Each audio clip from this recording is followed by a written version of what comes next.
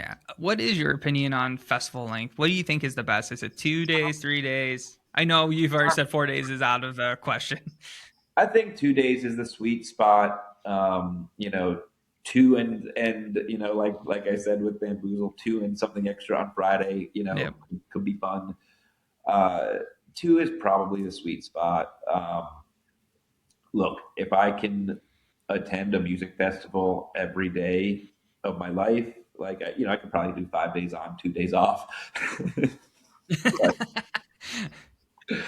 but real world scenario, I think two is the sweet spot. Same here, because it also keeps pricing down for us, the concert goers.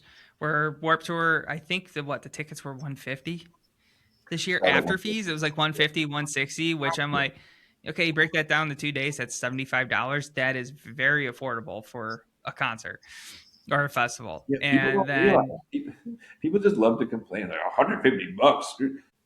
Actually, it's 150 divided by two, though. yeah. And then after that, then you start breaking down, like say you saw 20 bands. Well, divide that 150 by 20 and you paid, I don't even know, like $20, $10, Yeah. five, somewhere Also, like, a minuscule amount of money yeah, like compared to what it will cost to go to an. consider what you're getting for that. For instance, a lot of people kind of balk at the shuttle service they have. I don't know. I think it's $100 or 150. Or, yeah, I think it's $100 for a shuttle from a hotel, and people are like, oh, $100, that's crazy. I'm just gonna drive myself or Uber myself. It's like, well, no, it's 100 for 2 days and two rides each day, so it's 25 per ride. Like, are you Yeah, really which finding is yourself very affordable. $25 Ubers? Hmm. Yeah, it's like anytime I go to Chicago or New York City, Chicago I always fly.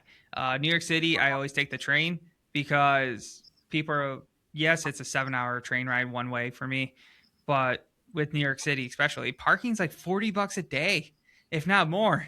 Like, and a round trip ticket for on a train is like $110. I'm like, guys, why drive? I once flew to New York to see another Green Day club show at Irving Plaza.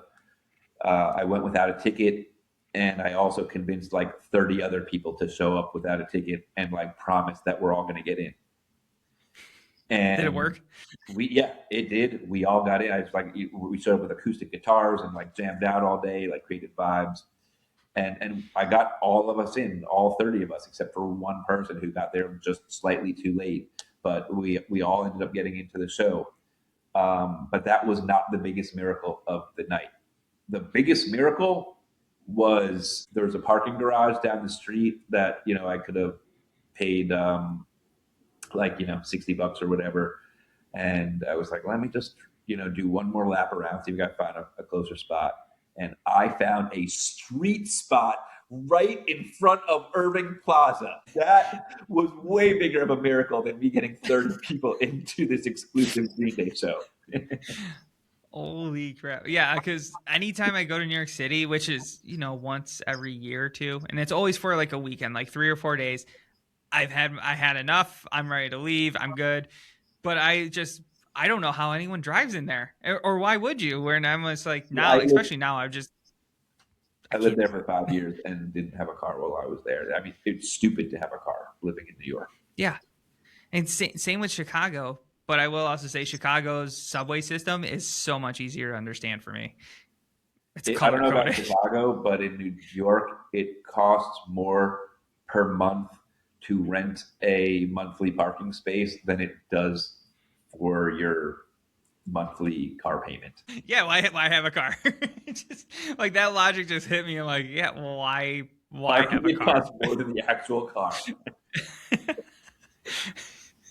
Yeah, I don't know why anyone drives then in New York City unless you live outside New York City and just drive in. But I would never do it. I would just take the train. It's so much easier and affordable.